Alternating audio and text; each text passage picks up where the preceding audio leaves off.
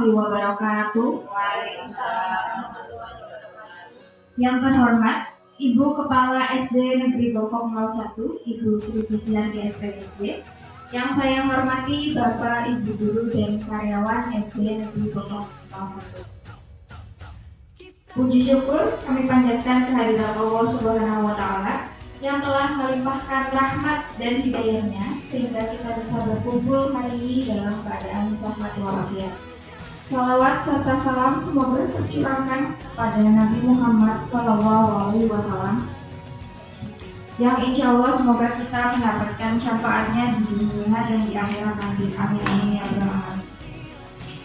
Saya ucapkan terima kasih kepada Bapak Ibu Guru yang sudah berkenan hadir pada acara hari ini, yaitu tentang diseminasi pemahaman dan pengalaman penerapan budaya positif modul 1.4 oleh Ibu Yuliani SPD dari SD Negeri Bogor 01 CGP Angkatan 7 Kabupaten Tegal.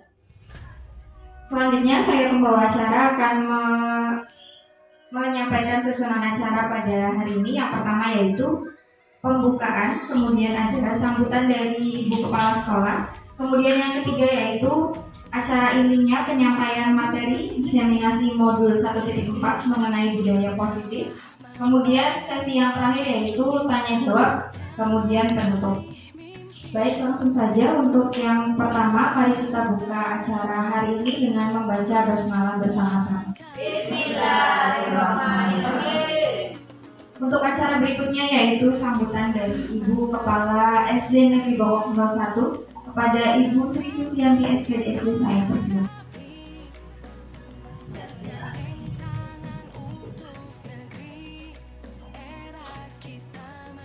Assalamualaikum warahmatullahi wabarakatuh.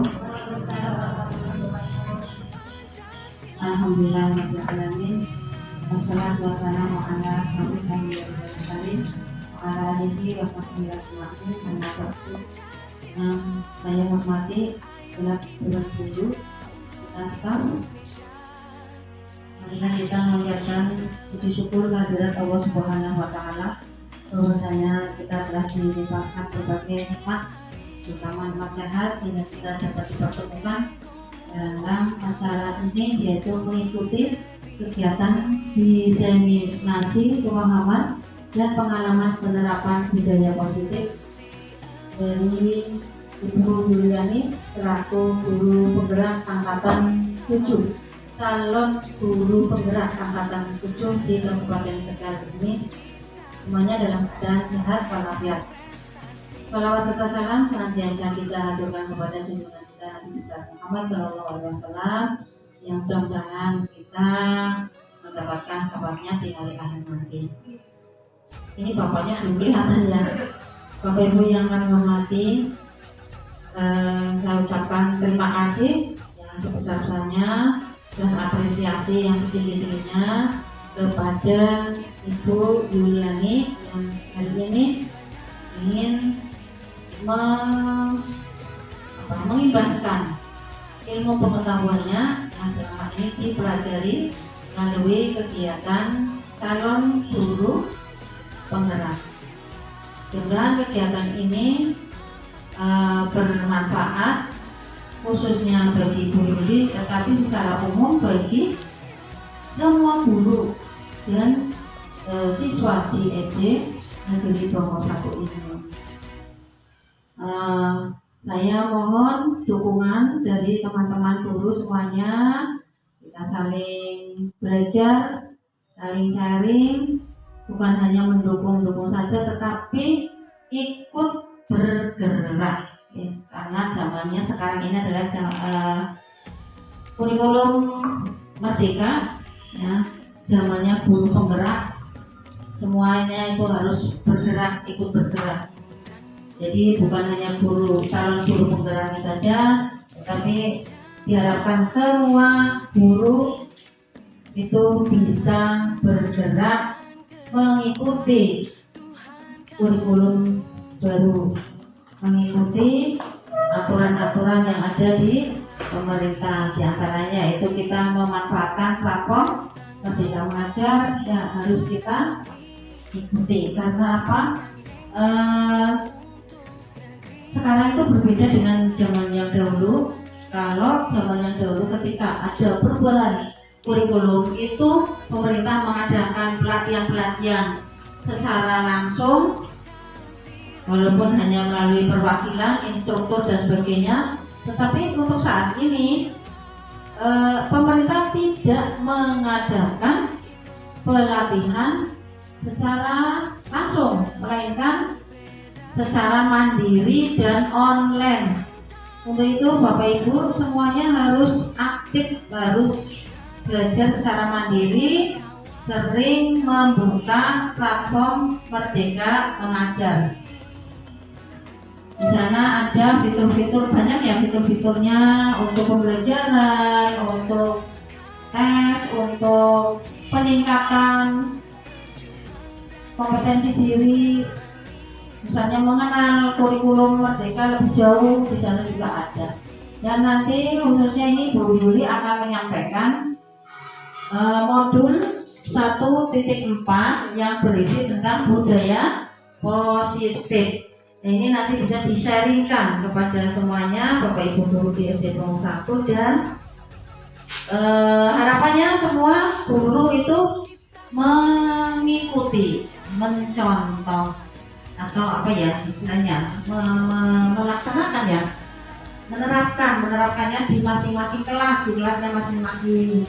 Harapannya lagi nanti ke depan itu wajib semua guru wajib mengikuti pendidikan guru penggerak, ya.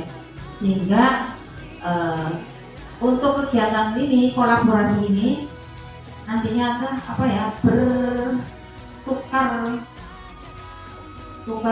posisi, ya. Kita saling tukar posisi bergantian. Yang dulunya kayak Miss Karti sudah selesai ya Miss? Ya sudah selesai. Ya itu mendapatkan dukungan dari teman-teman semuanya. Tetapi diterapkan, tetapi penerapannya juga ini kita akui belum maksimal. Untuk itu ini dilanjutkan lagi oleh Bu Yuli. Nah, mestinya seharusnya ada peningkatan. Dulu sudah dikasihkan oleh Miss Kanti, ini dilanjutkan oleh Bu Yuli. Artinya kemarin yang baru misalnya 20%, setelah diberikan ini penambahan lagi oleh Bu Yuli meningkat menjadi 40, 50% dan seterusnya. Demikian ya Bapak Ibu. Mudah-mudahan pendidikan atau pelatihan Bu Yuli dalam mengikuti calon guru penggerak diberikan kelancaran dan kesuksesan. Amin ya rabbal alamin. Dan saya cukup itu dulu ya Bu Yuli. Oke Bapak Ibu, saya cukupkan. Dan mohon maaf apabila dalam penyampaian ada hal-hal yang kurang berkenan di hati Bapak Ibu semuanya. Terima kasih untuk segala perhatiannya. Billahi taufiq wal hidayah. Wassalamualaikum warahmatullahi wabarakatuh.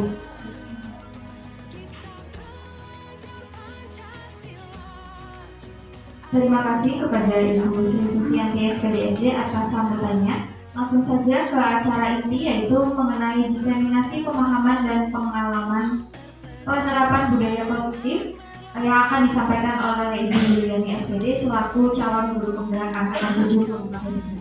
Padanya saya persilakan. Terima kasih Bu Indra. Assalamualaikum warahmatullahi wabarakatuh. Yang terhormat Ibu Kepala Sekolah SDN Negeri Nomor 1 Ibu Sri Susianti SD, yang kami hormati Dewan Guru beserta staf karyawan SDN Negeri Nomor 1. Pertama-tama marilah kita panjatkan puji syukur kehadirat Allah Subhanahu wa Ta'ala yang telah melimpahkan rahmat, hidayah, dan inayahnya kepada kita semua, sehingga Jumat pagi hari yang cerah ini kita dapat berkumpul dalam acara diseminasi pemahaman dan pengalaman penerapan budaya positif modul 1.4. Sebenarnya saya di sini adalah sebagai tugas saya, sebagian dari tugas saya sebagai calon guru penggerak, di mana nanti pada aksi nyata saya tentang modul 1 itu di dalamnya itu ada penerapan budaya positif. Di antaranya nanti ada praktek segitiga restitusi, kemudian ada penerapan keyakinan kelas, dan satu lagi adalah pembahasan kepada guru-guru di SDN di kelompok 01. Jadi saya mohon dukungan, kemudian mohon kolaborasi dari semua guru agar acara ini bisa berjalan dengan lancar.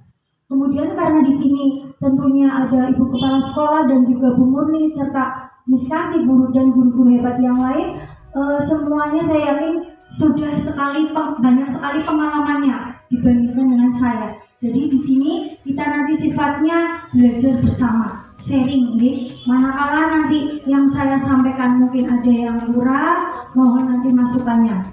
Begitu juga dengan yang lain, barangkali ada pengalaman-pengalaman yang lain boleh kita sharing di sini. Ujungnya Bapak Ibu. Langsung saja. Tadi sesuai dengan tujuannya, yaitu dalam rangka pembebasan dari modul 1.4 tentang budaya positif.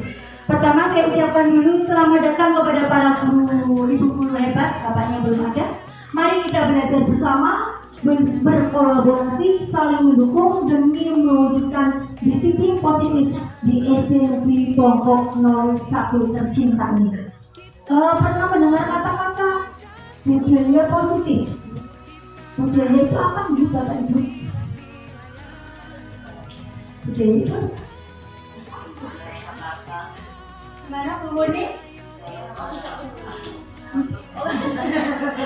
Budaya itu apa?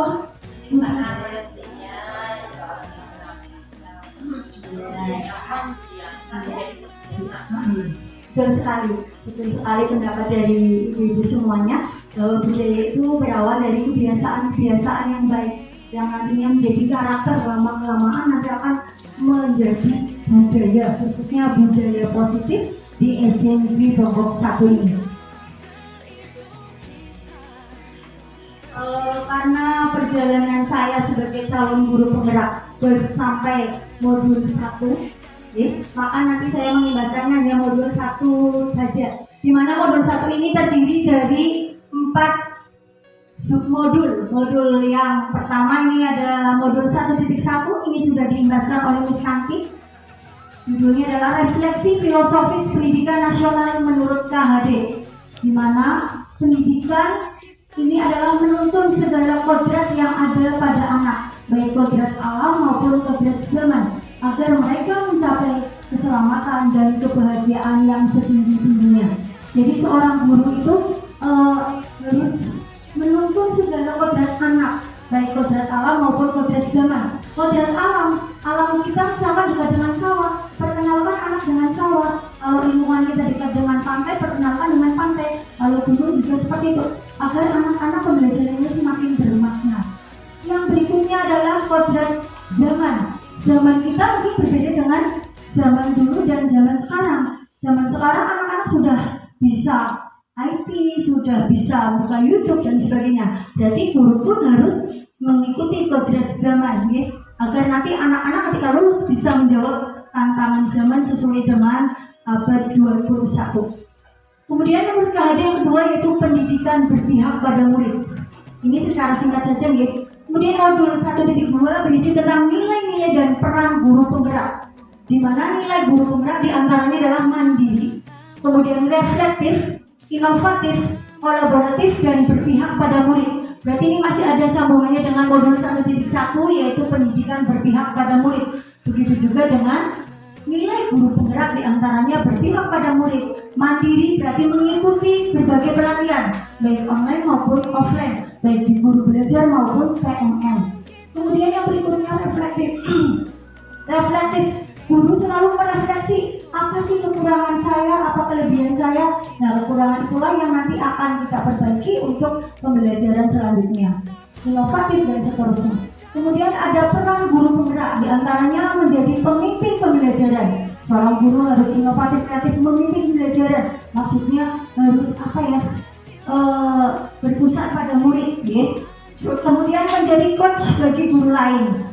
Menjadi coach mungkin ini Miss Santi yang sudah bisa, waktu itu sudah praktek coach bersama saya nih Miss. Kemudian yang berikutnya mendorong kolaborasi. Saat ini kita juga bersama-sama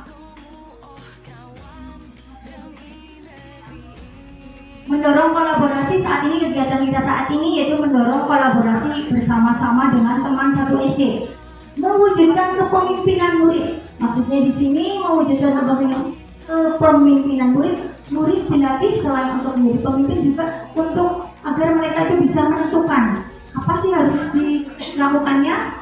Kemudian yang terakhir menggerakkan komunitas praktisi. Ini lebih cocoknya menggerakkan komunitas praktisi adalah Bapak Ketua KKG. Tapi seorang guru penggerak juga harus bisa menggerakkan komunitas praktisi.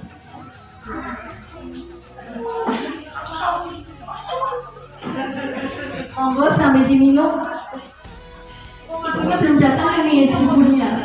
Selanjutnya ada modul 1.3 yaitu visi guru penggerak, di mana dalam modul 1.3 ini saya sebagai calon guru penggerak dituntut untuk bisa membuat visi 5 tahun yang akan datang.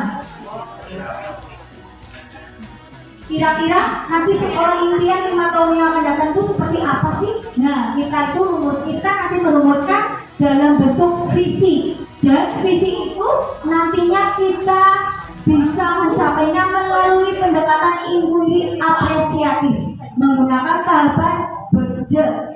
BERJE itu akronim dari yang pertama buat pertanyaan, B-nya buat pertanyaan. Yang kedua ambil pelajaran. Yang ketiga D-nya gali mimpi. Yang keempat jabarkan rencana. Dan yang kelima adalah atur eksekusi. Nanti untuk lebih lanjutnya bisa nanti Bapak Ibu guru ketika nanti belajar di modul 1.3. Kemudian yang berikutnya,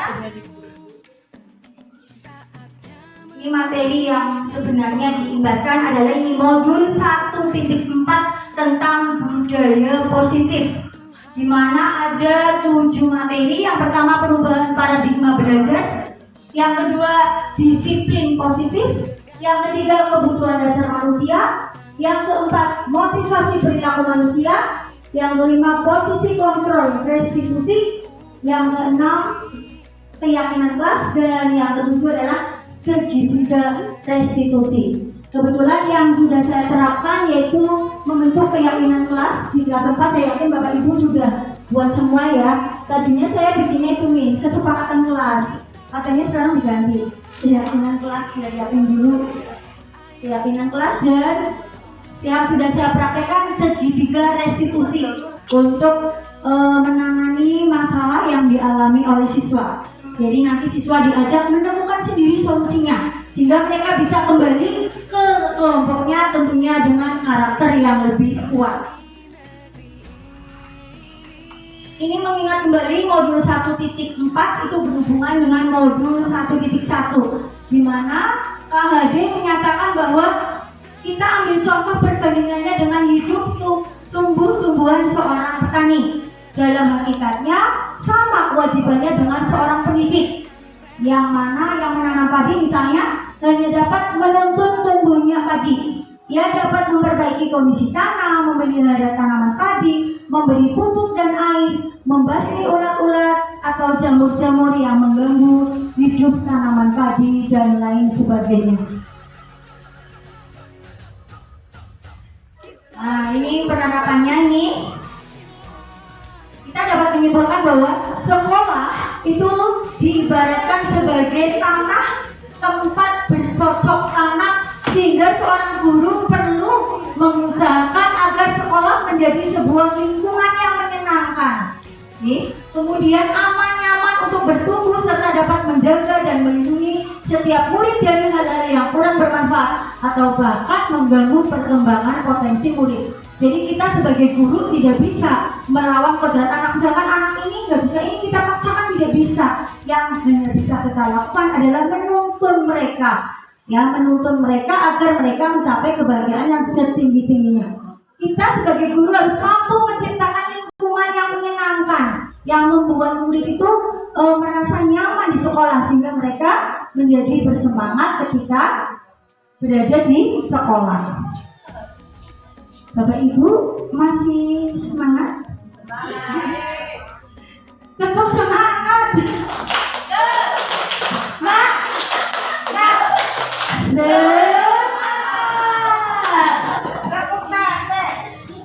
Nanti ya. Selanjutnya dengan demikian tanggung jawab adanya nanti bubur soal nggak pakai sate, nanti satenya besok ya sama Bu Ais dan Bu Waria.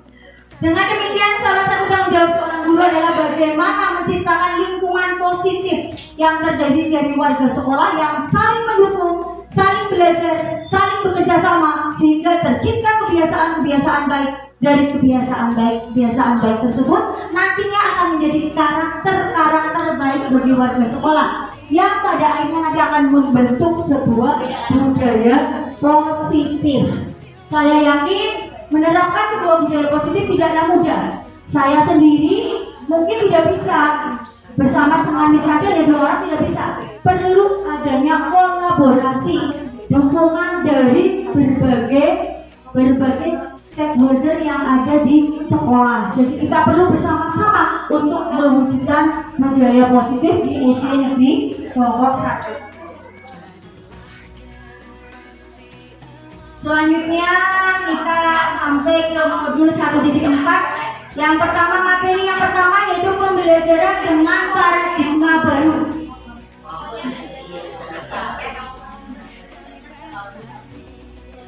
Pembelajaran dengan paradigma baru dirancang berdasarkan prinsip pembelajaran yang berdiferensiasi, sehingga setiap siswa belajar sesuai dengan kebutuhan dasar dan tahap perkembangannya untuk mewujudkan profil belajar Pancasila. Seperti yang telah digembar-gemborkan oleh pemerintah bahwa pembelajaran sekarang harus dirancang secara berdiferensiasi. Tetapi saya sendiri untuk membuat RPP yang berdiferensiasi belum sampai menulis. Nanti dapatnya modul berapa yang berdiferensiasi? Modul 2 ya, setelah ini ya. Jadi saya baru dapat teori. Mungkin yang saya baru tahu bahwa kurikulum merdeka di awal itu harus ada tes diagnostik untuk memetakan kebutuhan siswa. Jadi siswanya butuhnya apa sih?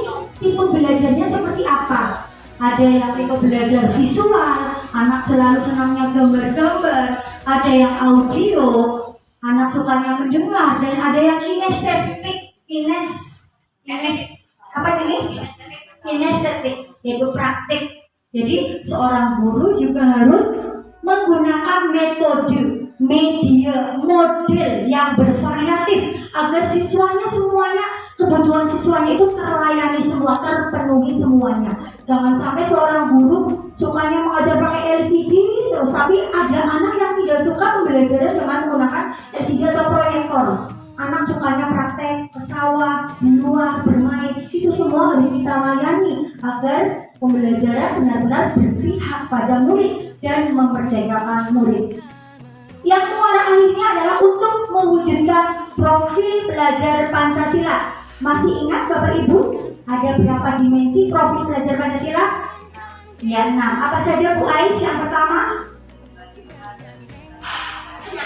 Ya, apa yang mau nyanyi ya? Oh, ya, nyanyi yuk. Kalau di kelas saya nyanyinya sama ya, kayak Nek Delman. 1, 2, 3 ya.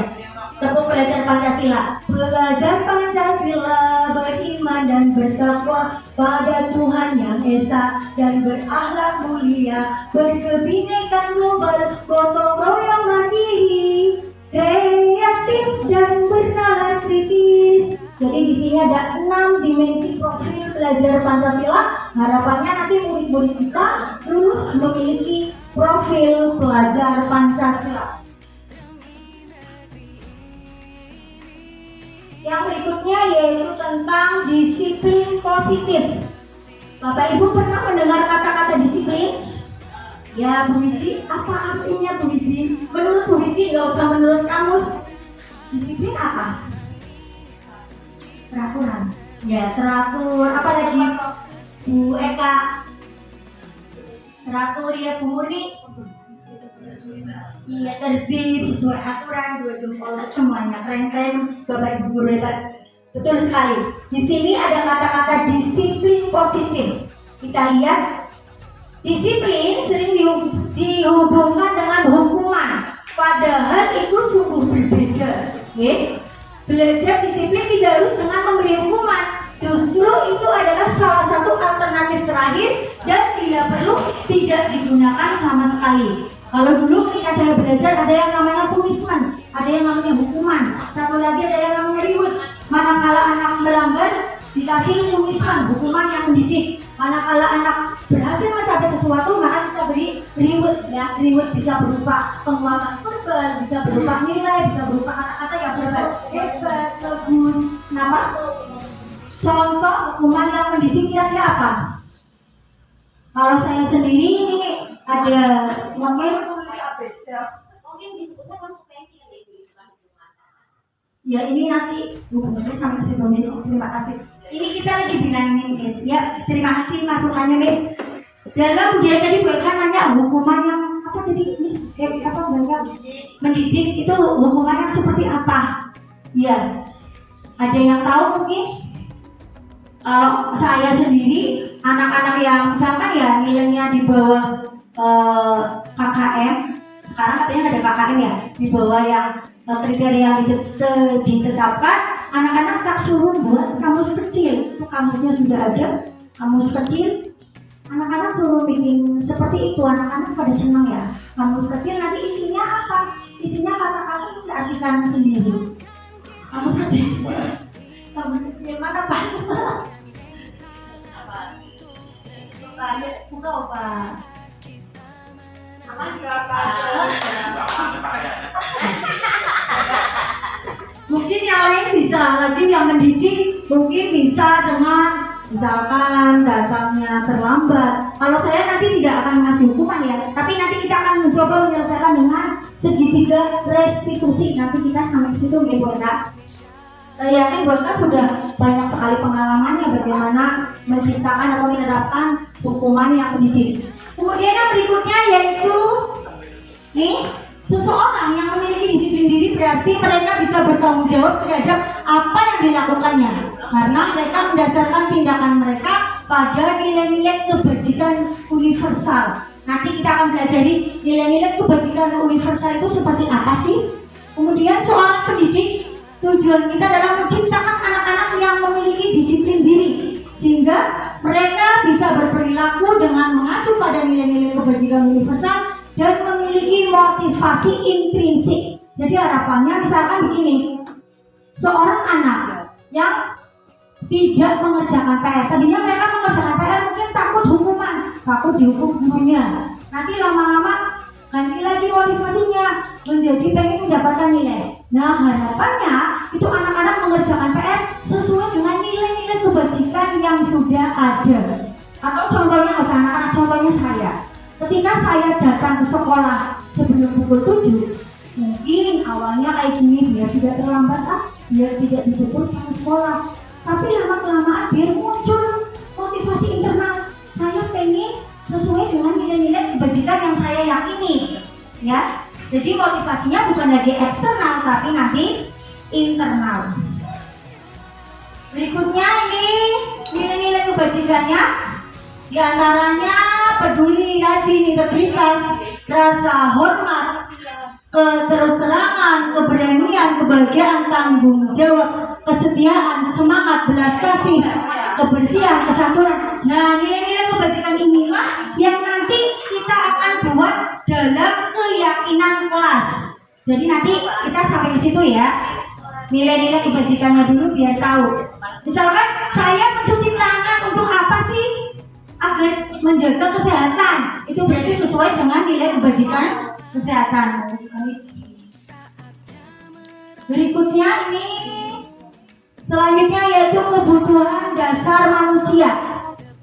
Kebutuhan dasar manusia itu ada 5. Yang pertama yaitu kebutuhan bertahan hidup. Yang kedua kebutuhan kasih sayang dan rasa diterima atau kebutuhan untuk diterima. Yang ketiga kebutuhan penguasaan. Yang keempat kebutuhan kebebasan dan yang kelima kebutuhan kesenangan. Kita lihat satu persatu.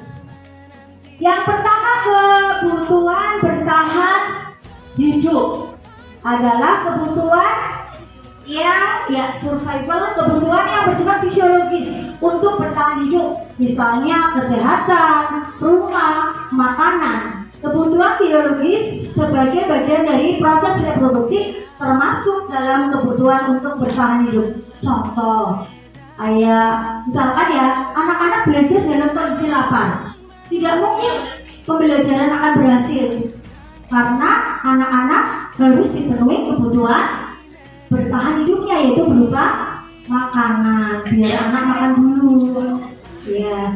Yang kedua kebutuhan kasih sayang dan rasa diterima. Di situ kebutuhan ini untuk disayangi dan diterima meliputi kebutuhan akan hubungan dan koneksi sosial, kebutuhan untuk memberi dan menerima kasih sayang, dan kebutuhan untuk merasa menjadi bagian dari suatu kelompok. Contoh, kenapa guys?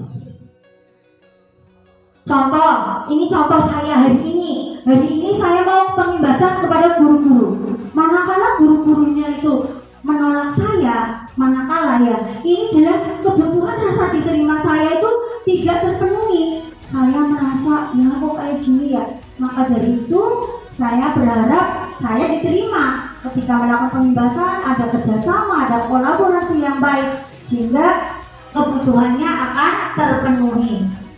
Yang ketiga, kebutuhan penguasaan. Nanti sampai jam 9 ya Bang Murni. Kebutuhan penguasaan. Kebutuhan ini berhubungan dengan kekuatan untuk mencapai sesuatu, menjadi kompeten, menjadi terampil, diakui atas prestasi dan keterampilan kita, didengarkan dan memiliki rasa harga diri. Ini terjadi pada kelas saya. Seperti ada anak-anak tertentu yang mereka itu kalau diberi tugas kelompok selalu ingin jadi pemimpin.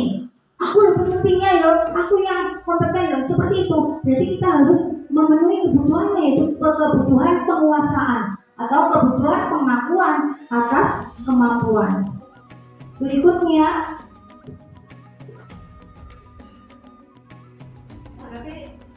berarti harus dikasih kelompok.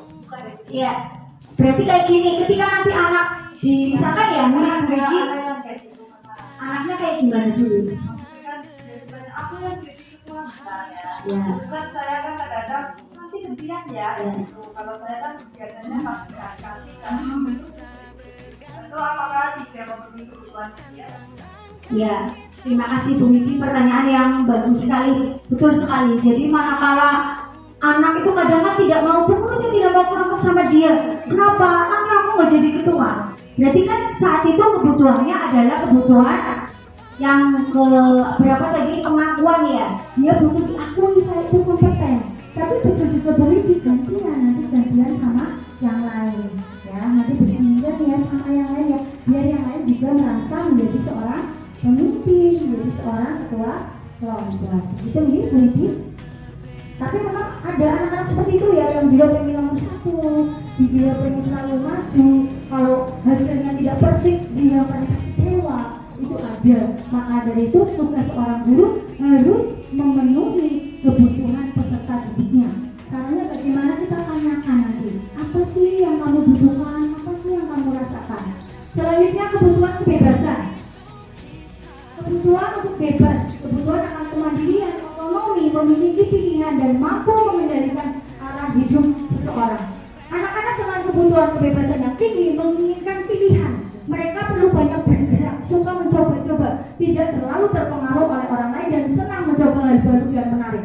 Contoh, misalnya di kelas, ini ada anak-anak yang bu guru saya nggak suka cara mengajar bu guru karena bu guru monoton ngajarnya itu saja. Saya butuh yang lain bu guru. Saya pengen camping, saya pengen, apalagi saya pengen diajak sawah, saya pengen apa Pak Tri? Pengen menonton video. Itu berarti anak butuh kebutuhan akan kebebasan. Jadi di sini nanti seorang guru sama, seorang guru harus memenuhi kebutuhan muridnya. Kalau butuhnya kebebasan, kalau butuhnya pembelajaran yang tidak melakukan, ya gurunya harus kreatif, inovatif, harus merancang pembelajaran dengan model, metode dan media tentunya yang sesuai dengan karakteristik siswa. Selanjutnya yang kelima yaitu kebutuhan kesenangan, kebutuhan untuk merasa senang. Kebutuhan akan kesenangan adalah kebutuhan untuk mencari kesenangan, bermain dan tertawa. Bayangkan hidup tanpa kenikmatan apapun, betapa menyedihkannya. Ya, sama dengan anak-anak. Anak-anak juga butuh senang. Contoh, ini contoh di kelas saya. Manakala saya mempraktekkan apa yang mereka woodwork, anak-anak senang sekali. Tidak bisa harus anak-anak, bu, lagi dong bu, besok lagi seperti itu. Ternyata kebutuhan mereka adalah kesenangan. Mereka juga pengen senang, pengen pembelajarannya menyenangkan. Sehingga guru juga harus memenuhi kebutuhan mereka.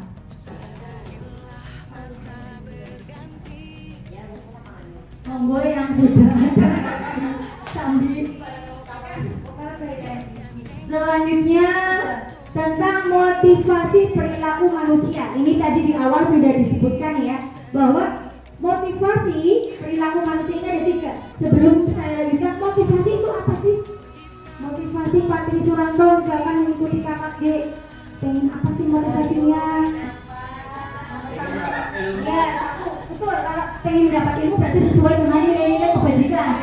Misalkan pengen ketemu sama temannya, berarti itu kan motivasinya eksternal, ya. Pengen ketemu si A, pengen ketemu si B itu motivasinya eksternal. Tapi manakala Pak Tri datang ke KKG terus motivasinya pengen mendapat ilmu, pengen mengimbaskan ilmu yang Pak Tri miliki kepada guru, berarti itu adalah sesuai dengan motivasi internal. Nanti yang ketiga, kita lihat dulu nih Bapak Ibu, motivasi ada 3. Yang pertama yaitu motivasi untuk motivasi perilaku manusia.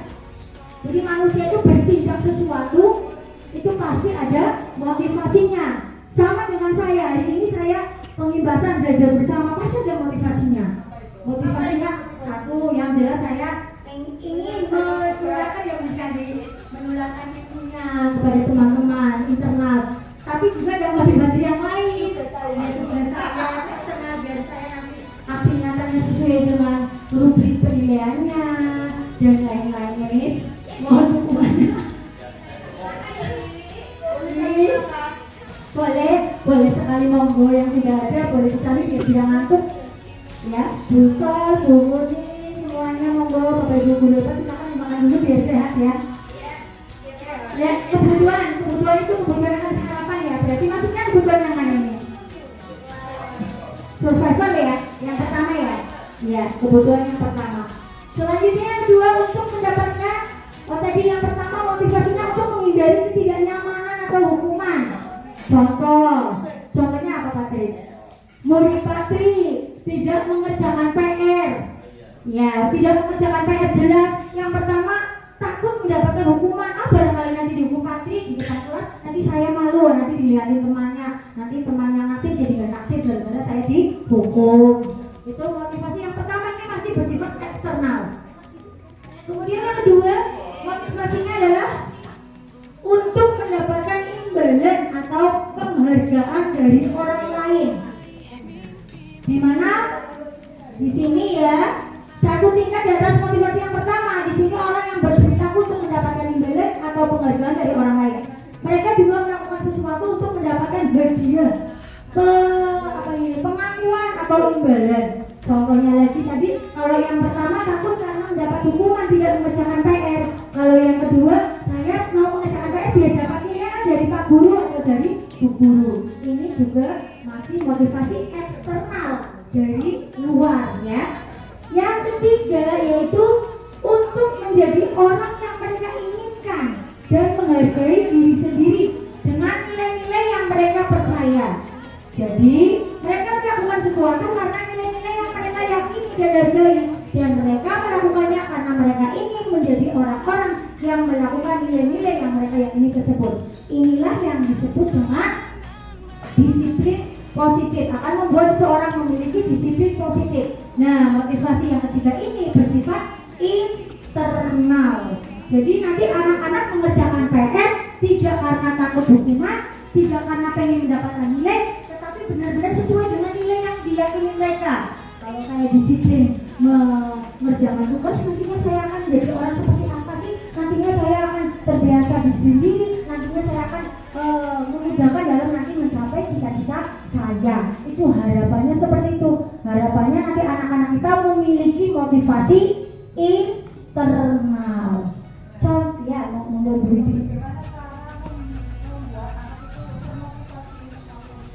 bagaimana caranya membuat anak memiliki motivasi internal. Jadi kalau kita langsung motivasi internal mungkin nggak bisa, tapi dari awal dulu kita nanti kalau anak-anak mengerjakan ini nanti dapat nilai ya. Nah nanti lama-lama kita tumbuhkan nilai-nilai tadi, nilai-nilai kebajikan tadi Bu Widi. Makanya di awal ada yang namanya keyakinan kelas. Kita yakin kalau anak-anak disiplin nanti anak-anak akan menjadi seperti ini ya.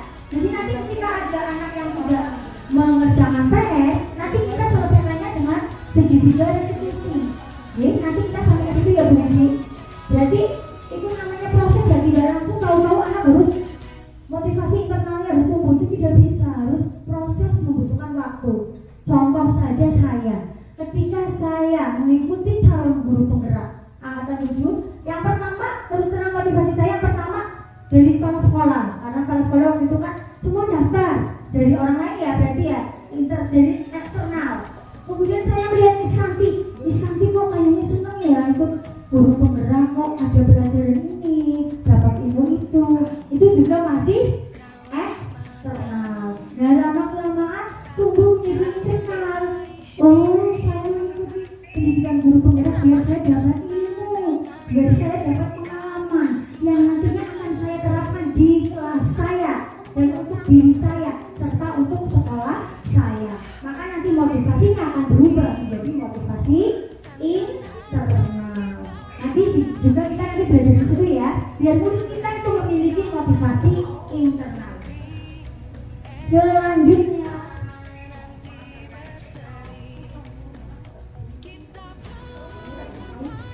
ini hukuman, konsekuensi dan restitusi. Jadi yang Bu yang kan nanyakan ya ini ya tadi ya. Apa sih bedanya hukuman, terus konsekuensi sama restitusi? Kita lihat yang pertama. Kalau hukuman itu bersifat satu arah, pihak guru yang memberikan dan murid hanya menerima suatu hukuman tanpa ada kesepakatan. Jadi di awal tidak ada kesepakatan. Tahu-tahu anak tidak mengerjakan PR, ayo lari mengelilingi lapangan 7 kali. Itu namanya hukuman. Ya, karena tidak ada keyakinan kelas ya. Di awal tidak kita sepakati. Kemudian yang berikutnya, hukuman itu bersifat paksaan. Hukuman itu bisa berupa fisik maupun psikis. Murid atau anak disakiti oleh suatu perbuatan atau kata-kata. Mungkin kalau zaman sekarang guru tidak ada yang berani ya memukul anak, karena nanti masuk dalam pasal ya, bisa pasal kekerasan pada anak. Tapi dengan kata-kata memarahi anak sampai anak merasa disalahkan ya, anak merasa sakit hati, itu juga hukuman tapi berupa kata-kata atau verbal. Berikutnya konsekuensi. Di sini murid tetap dibuat tidak nyaman untuk jangka waktu pendek. Konsekuensi biasanya diberikan berdasarkan suatu data yang umumnya dapat diukur. Setelah 3 kali tugas yang tidak diselesaikan pada batas waktu yang diberikan, atau murid melakukan kegiatan di luar kegiatan pembelajaran, misalnya mengobrol dan sebagainya. Kalau ini kalau contoh konsekuensi ini yang sudah saya terapkan. Misalkan anak datang terlambat, masuk pukul 7. Ternyata anak masuk pukul 7 lebih 20 menit. Maka nanti sesuai kesepakatan, ini sesuai dengan keyakinan di awal masuk pembelajaran, maka anak mendapatkan konsekuensinya. Berarti konsekuensinya ketika istirahat dia tidak istirahat, dia menyelesaikan tugas yang tertinggal pada saat terlambat. Beda apa sama Bapak Ibu hukuman dengan konsekuensi? Beda ya. Kalau hukuman biasanya membuat siswa itu tidak nyaman, kemudian paksaan ya, siswa dipaksa menyakiti siswa. Kalau konsekuensi itu tadi seperti tadi, terlambat, berarti konsekuensinya nanti istirahat, jam istirahat kamu mengejar pelajaran yang tertinggal misalkan. Kemudian yang berikutnya yang diharapkan yaitu restitusi. Apa sih itu restitusi? Restitusi itu sebenarnya adalah menyelesaikan anak yang bermasalah. Ya, nanti kita anak diajak dengan pertanyaan-pertanyaan yang bermakna, yang reflektif, sampai dia itu menemukan saya ini loh, saya salahnya di sini. Kemudian kita pancing agar anak tersebut bisa memperbaiki kesalahannya, sehingga nantinya anak tersebut bisa kembali ke kelompoknya, tentunya dengan karakter yang lebih kuat. Yang restitusi.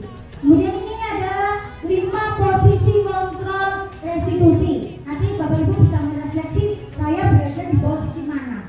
Ya, ada yang sebagai penghukum, yang kedua pembuat rasa bersalah, yang ketiga sebagai teman, yang keempat sebagai pemantau, dan yang kelima sebagai manajer. Coba kita saksikan video berikut.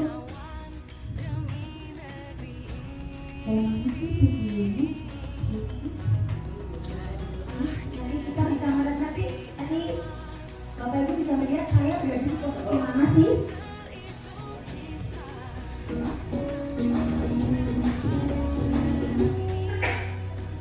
Salam bahagia Ibu dan Bapak Guru hebat. Dalam penerapan disiplin positif restitusi, salah satu program yang dikembangkan adalah 5 posisi kontrol. 5 posisi kontrol dalam restitusi adalah proses perjalanan seorang penyidik agar dapat mengenali dirinya. Pada video kali ini, kita akan membahas tentang 5 posisi kontrol yang dikembangkan oleh Yayan Besson dan contoh 8.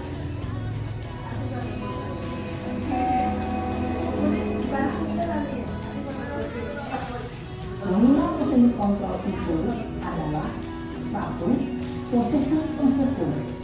2. Posisi pembuat merasa bersalah. 3. Posisi penang. 4. Posisi pemantau atau monitor. Dan 5. Posisi manajer. Untuk lebih memahami kelima posisi tersebut, mari kita saksikan kasus Naren yang terlambat hadir 20 menit di sekolah dan melihat bagaimana kelima posisi kontrol dalam menghadapi masalah tersebut.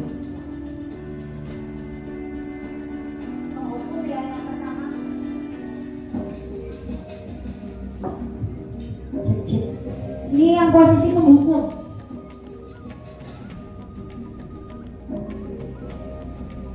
Naren, sini kamu. Selamat pagi, Bu. Selalu terlambat. Kamu deh, pasti terlambat. Maaf, Bu. Saya Apa? Apa coba? Alasan kamu apa lagi? Kapan sih kamu tidak terlambat? Malas sekali ya kamu jadi anak. saya Dasar pemalas. Gak kapok-kapok sih kamu. Sudah berapa kali terlambat? Sana, kamu keliling lapangan basket 2 kali. kenapa saya harus ke lapangan basket, Bu? Kenapa? Kamu melawan ibu. Berani-beraninya jawab. Sudah terlambat, masih berani jawab pula. Sekarang, keliling lapangan basket 5 kali sekalian. Biar kapok. Ini penghukum Ibu. Pergi sana ke lapangan Bapak basket. saya dari Ibu dulu Pak. Posisi penghukum biasanya berbicara dengan nada tinggi, mengharbut, menunjuk-nunjuk, menyakiti, dan menyindir. Hukuman bisa berupa fisik maupun psikis. Ibu dan bapak guru hebat. Dampak yang terjadi pada mulut ketika guru berada pada posisi penghukum adalah mulut cenderung akan memberontak, bahkan menyimpan dendam.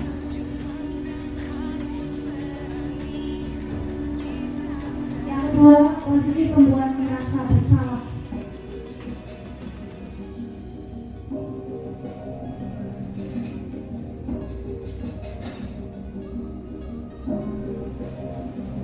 Naren!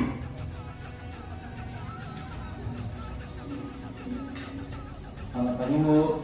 Naren. Kamu kenapa terlambat lagi, nak? Ya Tuhan, Naren. Kamu senang ya bikin ibu susah ya? Kalau kamu terlambat lagi, nanti ibu yang ditegur bapak kepala sekolah, nak. Disangka ibu tidak bisa membina kamu. Duh, gimana ini? Maaf, Bu. Duh, Gusti Naren.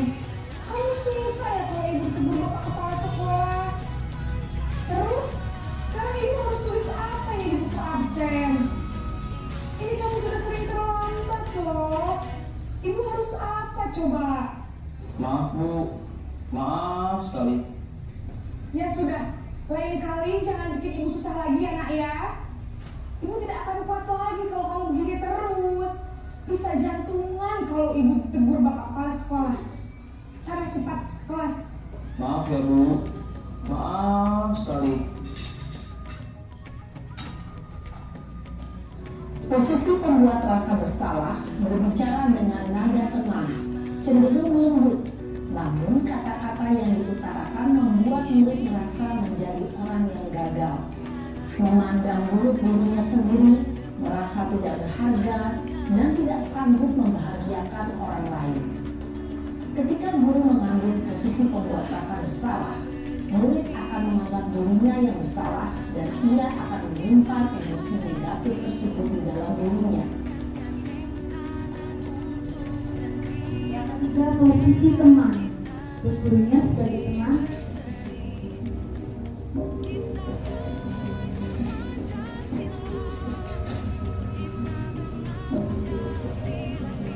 Man,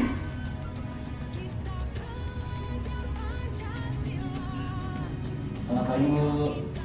wah, sudah jam berapa ini nak? Terlambat lagi ya sayang.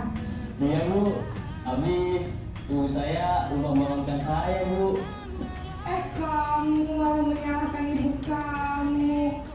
Kamu bukannya anak yang larinya paling kencang. Kok terlambat sih? Iya Bu, saya memang terlambat bangun tadi. Jadi biarpun saya lari kencang, tetap nggak kekejar Bu. Ya sudah sana. Nanti lain kali larinya lebih kencang lagi ya. Biar gak terlambat lagi. Bikin seneng ibu. Demi ibu. Bisa kan? Bisa lah Bu. Ya sudah sana masuk kelas. Ibu beresin urusan Nanti absen saya kamu. akan minta pendapat dari Kamu Bapak ini Ibu ya. ada Kira-kira berada di posisi mana? Dalam posisi teman, guru berbicara dengan nada suara ramah, akrab, cenderung bersenda gurau untuk menjaga suasana tetap santai. Murid akan merasa senang, aman, dan akrab dengan guru. Identitas yang tercipta adalah identitas sukses atau berhasil. Namun, perlu diingat, karena ini masih dorongan eksternal, maka ada faktor ketergantungan dari murid kepada orang tertentu. Di sini, guru aksennya, sehingga di lain waktu, murid bisa berperilaku baik, namun hanya kepada orang-orang tertentu saja. Yang keempat, posisi pemantau atau monitor. Ini yang nanti diterapkan ada konsekuensinya ya. Man!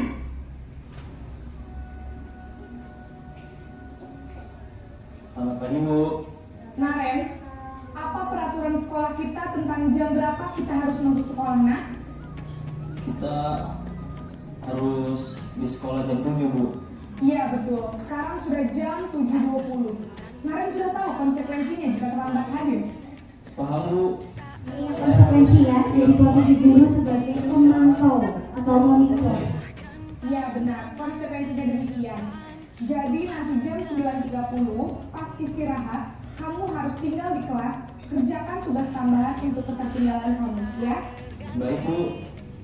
Tapi nanti konsekuensinya Naren juga istirahat. Posisi pemantau mengandalkan Jadi yang pertama, ambil data untuk mengontrol murid.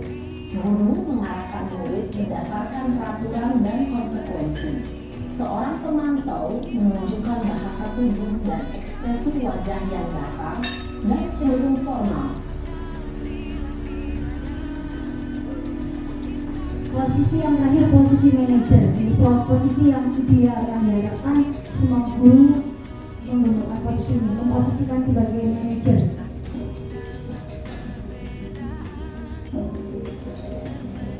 Man!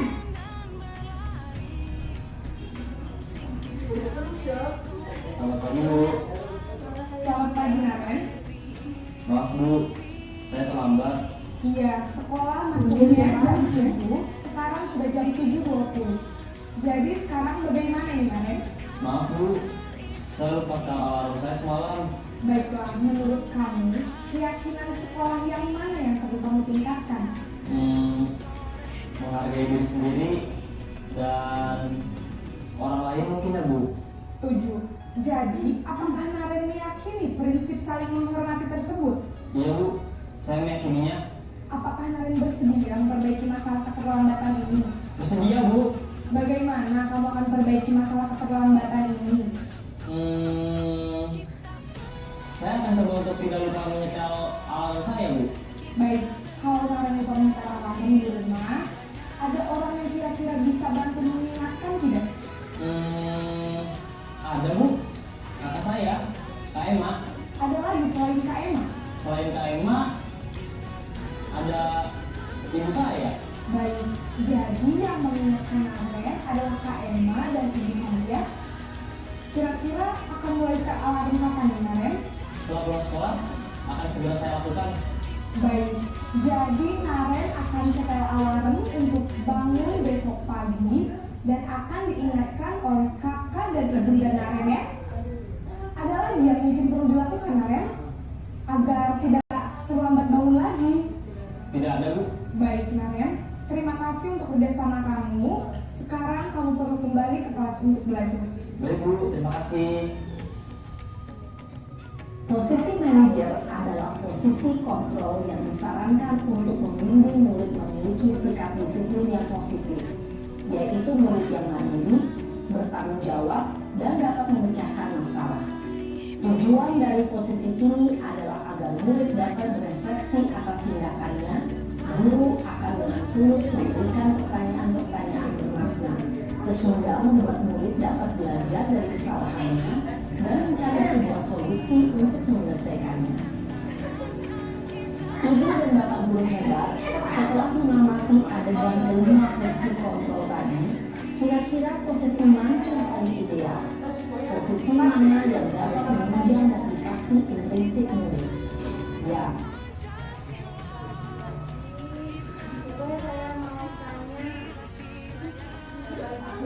boleh memberikan pendapatnya? Kira-kira dari 5 posisi kontrol tersebut, manakah yang paling ideal? Yang kelima ya, jelas. Manajer, kenapa Bu Eka? Kenapa Bu Eka setuju manajer?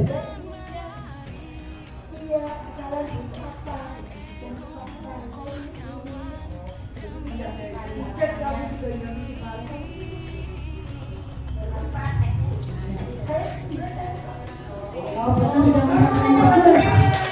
Beri kesukaan untuk Bu. Bagus sekali.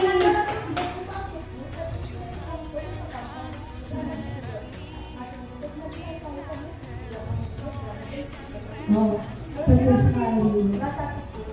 Oh, hebat ya Bu Eka, walaupun belum belajar segitiga restitusi, ternyata Bu Eka sudah menerapkan segitiga restitusi. Nanti Bu Eka menanyakan, anak tadi kenapa ya Bu Eka? Tadi murid Bu Eka kenapa tadi? Masalahnya apa? Terlambat. Iya. Jadi ketika terlambat Bu Eka tadi menanyakan ya, kamu datang kenapa pukul sekian? Pukul 7.15. Kamu tahu besoknya pukul berapa? Oh iya pukul 7. Tadi kenapa dapat tidak? Terlambat Bu. Nanti gurunya menanyakan, Bu guru terlambat itu adalah hal yang manusiawi. Bu guru pernah terlambat. Ya, itu kita seperti itu. Jadi kita tidak menyalahkan murid. Sekarang Bu guru bertanya, alasannya apa? Kok kamu bisa terlambat ke sekolah? Nanti kita tanyakan alasannya ya. Nanti setelah itu anak diajak untuk mencari solusinya sampai dia menemukan sendiri solusinya. Nanti kita sampai situ. Kalau saya sendiri baru tahu guru posisi sebagai seorang manajer itu ketika belajar praktek segitiga restitusi. Sebelumnya saya pernah menjadi pembuku, membuat rasa bersalah dan sebagainya. Dan nantinya kita akan menjadi lebih baik. Harapannya semua yang di sini mampu memposisikan sebagai seorang manajer, memanage ya. Oh, boleh minta pendapatnya Pak Tri dari 5 posisi ini Pak Tri kira-kira berada di posisi yang mana? Gak apa-apa nanti kita saiki sekarang ya betul. Gak apa-apa Pak.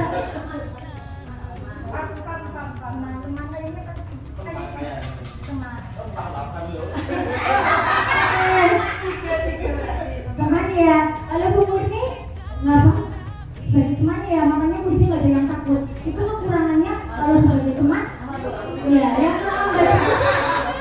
tergantungan sama guru, ya terus sekali, ya. Jadi nanti ada positifnya, ada negatifnya. Mungkin positifnya siswa lagi apa ya, kalau positifnya, kalau negatifnya siswanya ya kurang menghormati guru karena menghormati temannya sih.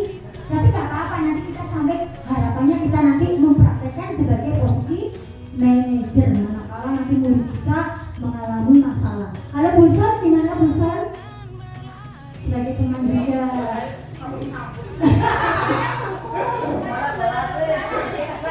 Apa ya? Sebagai teman. Betul sekali. Ya, berarti tidak mau di situ ya Bu Murni. Ya, betul sekali. Ya Pak, semua posisi ini memiliki kelebihan dan kekurangan. Harapannya nanti kita sampai ke posisi manajer. Kalau tidak menerapkan sudah sangat bagus sekali ya. Bu Iki apa Bu Iki? Posisi Gak tahu. Sebagai apa? Pemantau? Ya, kalau pemantau itu harus ada datanya. Biasanya guru itu ngomong berdasarkan data, berdasarkan apa ya? Ada catatannya ya. Kontrol. Ya, kita saya lihat. Kalau saya sendiri mungkin masih dalam posisi pemantau. Ada saya memantau harus ada datanya. Siswa ini mau ribut di kelas, ada datanya berupa catatan sikap sosial. Yang nantinya nanti ada konsekuensinya. Tapi harapannya setelah belajar ini nanti kita bisa dalam posisi seorang manajer.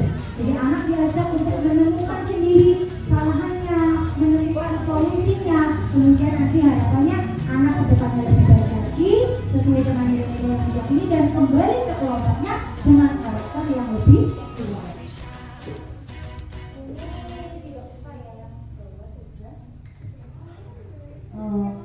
Yang ini oh ya. Nih, yang berikutnya yaitu tentang keyakinan kelas. Bapak Ibu sudah membuat keyakinan kelas di masing-masing kelas? Sudah ya, kalau misalnya saya sudah lihat dari waktu tahun 2 tahun yang lalu sudah. Bu Murni sudah ada keyakinan kelasnya? Sudah. Oke. Bu Eta sudah membuat keyakinan kelas? Sudah. Jadi manakala anak-anak nanti berbuat salah, sudah ya, oke, sudah bagus sekali. Mau coba untuk semuanya. Bapak Ibu yang ada di sini saya yakin Bapak Ibu hebat ya. Kalau sudah, alhamdulillah. Kalau belum nanti bisa dicoba untuk menerapkan keyakinan kelas. Bagaimana kan mereka meyakini apa yang mereka yakini sih, kemudian nanti diterapkan dalam pembelajaran. Sehingga manakala mereka melanggar apa yang sudah diyakini, nanti kita tanyakan lagi keyakinan awal kita itu apa sih? Ya, sehingga nanti mereka bisa menemukan solusinya. Pertama, ini keyakinan adalah nilai-nilai kebajikan universal yang disepakati secara tersirat dan tersurat, lepas dari latar belakang suku, negara maupun agama. Nilai-nilai kebajikan dapat menjadi landasan dalam membuat keyakinan sekolah atau menentukan visi dan misi atau tujuan dari sebuah institusi sekolah. Ini kalau keyakinan saya tapi juga ya. Di contoh, ini cara membuat keyakinan kelas. Ini di waktu ruang kolaborasi, tahu-tahu mau ditanya, bagaimana sih cara guru membuat keyakinan kelas? Nah, belum dibaca saya sudah ditanyakan. Yang pertama, keyakinan kelas itu bersifat lebih abstrak. Abstrak itu apa? Tidak nyata ya, tidak nyata daripada peraturan yang lebih rinci dan lebih konkret. Kalau peraturan itu lebih rinci dan lebih konkret, lebih nyata. Kemudian yang kedua, pastinya sama-sama nyata. Yang kedua, keyakinan kelas berupa pernyataan universal. Tadi sudah pernyataan universal tadi yang nilai-nilai kebajikan ya, yang tanggung jawab, disiplin, kemudian kesehatan, kemudian komitmen, itu nilai-nilai kebajikan. Kemudian pernyataan keyakinan kelas dibuat dalam kalimat positif. Jadi kalau bisa jangan tidak boleh ini, tapi anak mengerjakan tugas dengan misalkan tepat waktu, datang ke sekolah tepat waktu. Kalimatnya jangan datang terlambat ya. Jadi menggunakan kalimat positif. Kemudian semua warga kelas ikut berkontribusi dalam pembuatan keyakinan kelas lewat surah pendapat. Jadi nanti di awal ini sudah ada fotonya kelas saya nih. Ketika membuat keyakinan kelas, anak dibagi menjadi beberapa kelompok, kemudian diberi kertas stick note ya. Nanti anak diajak bagaimana sih sekolah impian atau kelas impian yang kalian cita-citakan. Kalian berharap sekolahnya atau kelasnya seperti apa sih? Nanti dituliskan dalam bentuk keyakinan kelas ya. Kemudian masing-masing kelompok nanti memasangkan pada ini ya. Ini sudah ada.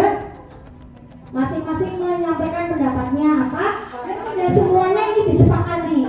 Nanti kita pilih beberapa saja yang disepakati menjadi keyakinan kelas. Jadi tidak semuanya ya, tidak semuanya diterima. Dan kalau bisa itu kalimatnya singkat sehingga mudah diingat anak.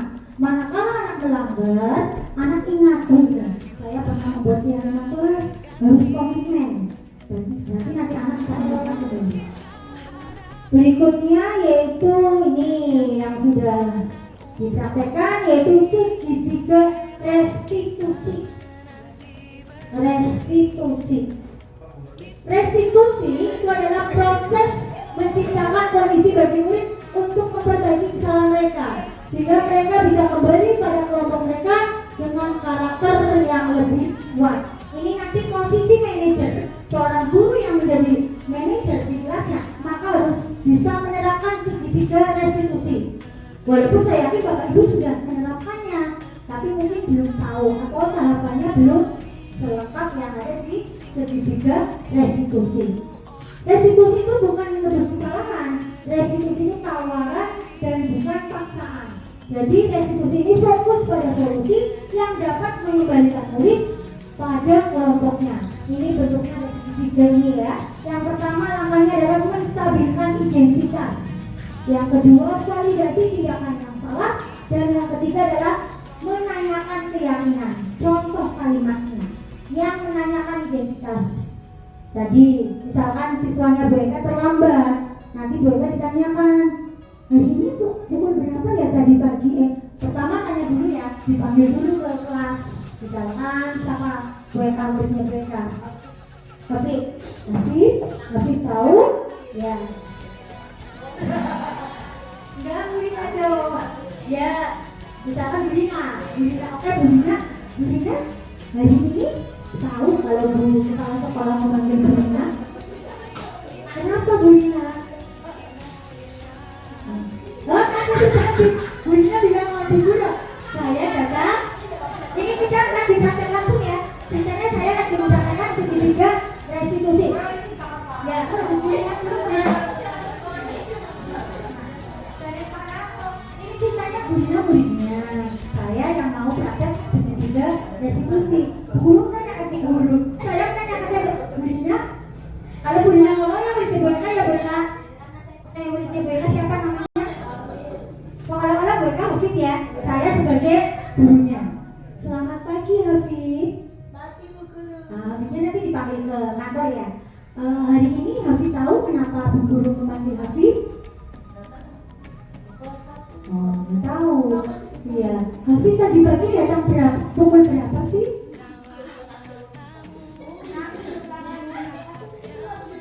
Iya, tadi pagi datang pukul berapa Mas Hafid?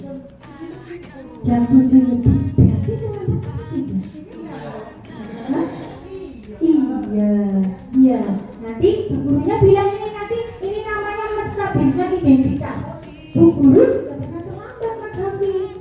Ya, jadi berbuat salah itu adalah hal yang manusiawi. Itu dengan Bu Guru. Bu Guru juga pernah terlambat. Namanya menstabilkan identitas.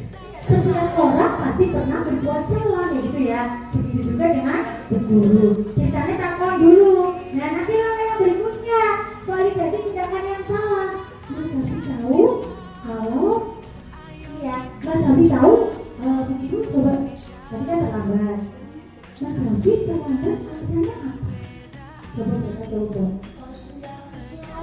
Iya, kenapa Mas Hafid sampai kesiangan? Tidurnya malam. Jam berapa Mas Hafid tidurnya? Kenapa? Oh, diajak mamanya jalan-jalan. Terus paginya mampuannya malam. Terus paginya gak ada yang bangunkan. Apa gimana? Masih ngantuk. Oke. Mas Hafid datang ke sekolah terlambat. Kira-kira sesuai keyakinan kelas kita di awal apa tidak? Tidak. Keyakinan yang mana coba Mas Hafid? Datang. Iya, berangkat tepat waktu berarti maksudnya apa Mas Hafid? Disiplin. Betul sekali Mas Hafid ya. Sekarang Bu Guru ini capek ya Pak. Nanti saya setelin video saya aja. Kemudian ini tadi menanyakan alasannya. Kemudian ada cara yang lebih efektif untuk mendapatkan apa yang kamu butuhkan ya. Nah, tadi menanyakan alasannya sampai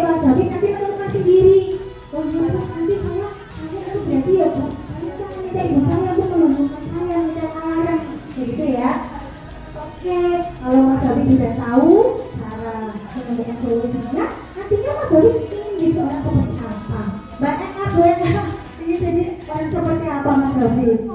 Disiplin Bu Guru. Oke, pintar sekali. Disiplin itu sangat penting untuk diri sendiri dan untuk kedepannya. Mas David, apalagi cita-cita Mas David menjadi seorang PNI kayak Pak Gondo ya. Jadi Mas David harus terbiasa disiplin. Betul sekali. Ya, karena Mas David sudah menemukan solusinya dan sudah berjanji tidak akan mengulangi lagi. Silakan nanti Mas David boleh kembali ke kelas untuk melanjutkan pelajaran selanjutnya.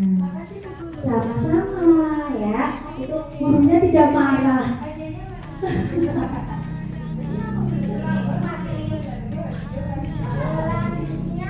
Ini sudah mau berakhir ya. Pokoknya sampai jam 9 ya. Oke, selanjutnya contoh praktek segitiga restitusi. Kebetulan videonya nggak begitu kedengaran ya Facebook. Barangkali nanti Instagram itu sudah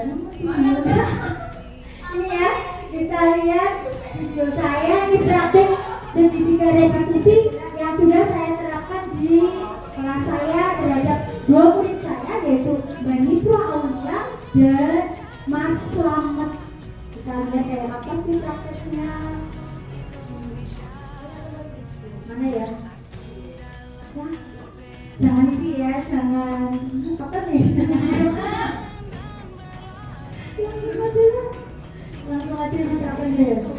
Ini prakteknya nanti kasusnya Mbak Niswa tidak mengerjakan PR seni budaya. Mbak Niswa tidak mengerjakan.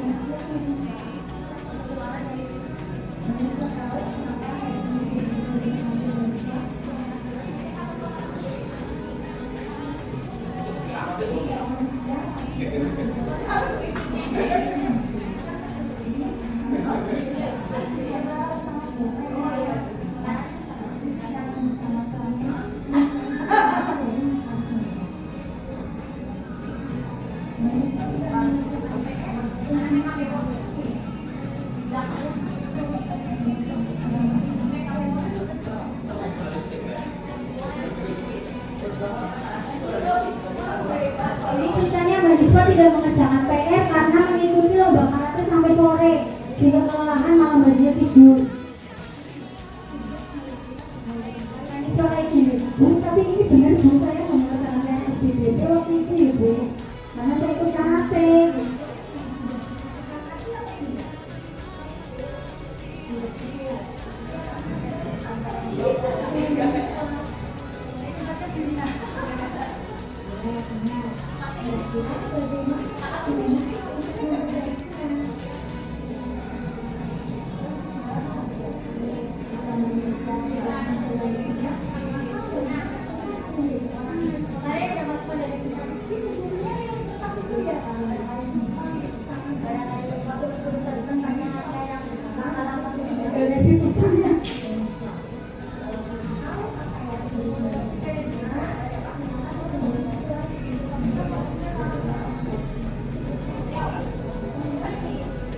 Kasus yang kedua yaitu Muhammad Slamet. Ini kasusnya Mas Slamet melanggar berangkat sekolah terlambat. Datangnya pukul 7.10, padahal masuknya pukul 7. Mas Slamet tahu mengapa kayak gini panggil ini?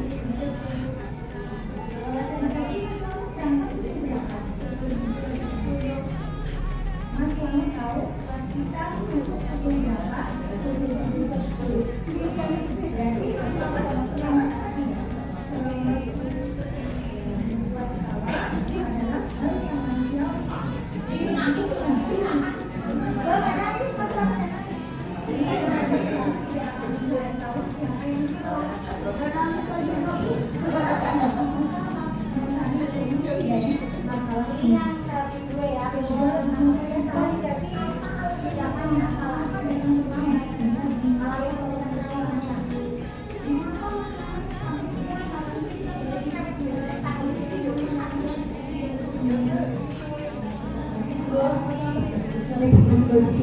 Yang hari sibuknya biar lama.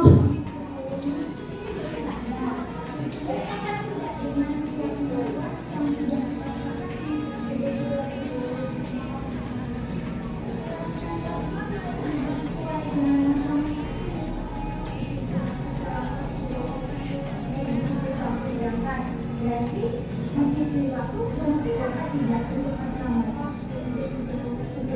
Sekarang bagaimana caranya agar Mas Lombok tidak selama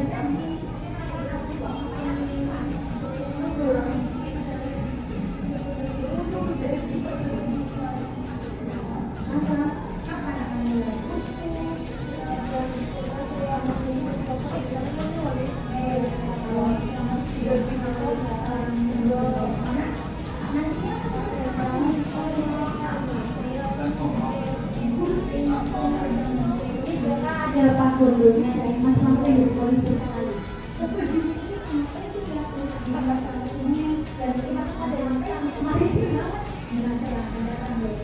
Menjadi seorang polisi. Kalau masalah sudah tahu cara memperbaiki masalah dari kamu, kamu bisa kembali setelah untuk mengikuti pelajaran tersebut. Terima kasih Bu.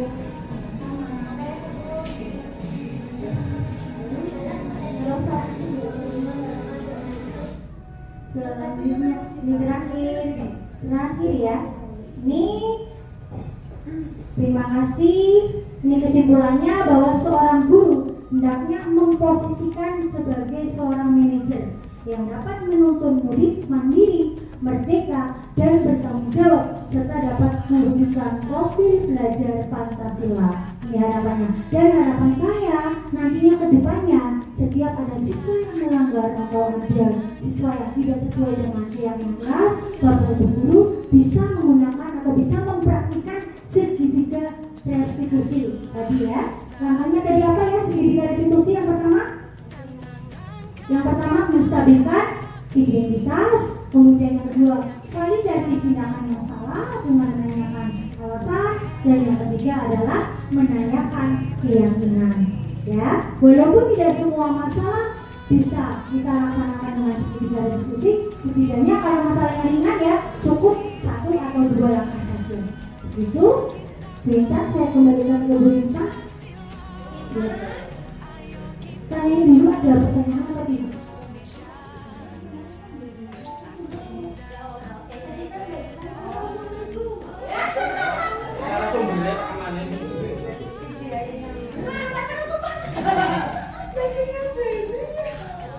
Selamat datang kepada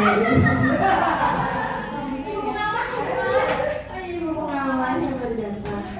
Baik, untuk acara berikutnya yaitu sesi tanya jawab. Dipersilakan kepada Bapak Ibu barangkali ada yang mau ditanyakan mengenai materi yang tadi sudah disampaikan oleh Ibu Yuliani selaku CGPM Mendidik. Saya bersilakan barangkali ada Bapak Ibu yang mau bertanya. Ada pertanyaan tidak Bapak Ibu? Oh tidak. Sudah. Sudah cukup jelas nih Bapak Ibu. Barangkali mau memberikan. Untuk bagaimana kritik saran? Untuk Bu Yuli sudah bagus, sudah sangat menguasai metode. Itu bagus kalau yang saya kasih buat. Memang tapi susah. Saya cuma kalau nggak ada pertanyaan sulit Kak. Ya, tadi umpan baliknya sudah disampaikan oleh perwakilan oleh Diana dan ada lagi Bu soal satu. Wakilkan jumpa apa? Boleh minta tepuk tangannya untuk Ibu Yuliani.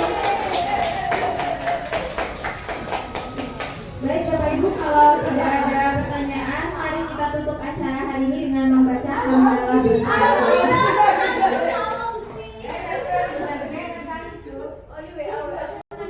Saya selaku pembawa acara meminta maaf apabila ada kata-kata yang kurang berkenan. Terima kasih kepada Bapak Ibu semua yang sudah berkenan hadir. Saya akhiri, wabillahi taufiq wal hidayah. Wassalamualaikum warahmatullahi wabarakatuh.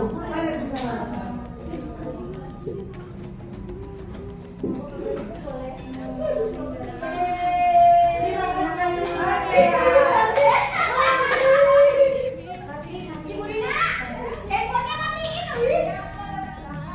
Oke. Yang bagi adik ibu yang anaknya kecil-kecil saya ambil rapot dulu ya. Saya sudah pengen ada ya. Masih sekolah, saya berapa juga ya? Assalamualaikum warahmatullahi wabarakatuh. Saya mewakili guru-guru SD Negeri Bawang 1 untuk memberikan umpan balik dari diseminasi yang telah diberikan oleh calon guru penggerak angkatan 7 yaitu Ibu Yuliani, yaitu beliau sudah mengimplementasikan pada khususnya modul 1 di 1.4 yaitu penerapan budaya positif yang dikhususkan pada segitiga restitusi.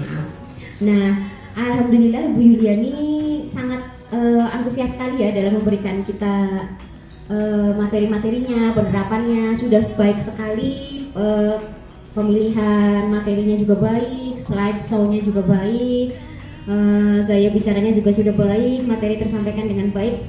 Kami mendapatkan manfaat dan insya Allah akan kami terapkan pada kelas kami masing-masing ya Bapak Ibu. Segitiga restitusi ini sendiri sangat bermanfaat nantinya ketika siswa dihadapkan pada sebuah kesalahan, mereka dapat tahu kesalahannya apa dan tahu langkah apa yang akan mereka lakukan selanjutnya. Intinya diseminasi hari ini sudah cukup baik, sudah baik malah bukan cukup, sudah baik sekali. Semoga bisa diterapkan dan bisa diimplementasikan sehari-hari. Terima kasih. Wassalamualaikum warahmatullahi wabarakatuh. Waalaikumsalam warahmatullahi wabarakatuh. Karena terlambat, nyanyi. Oh iya.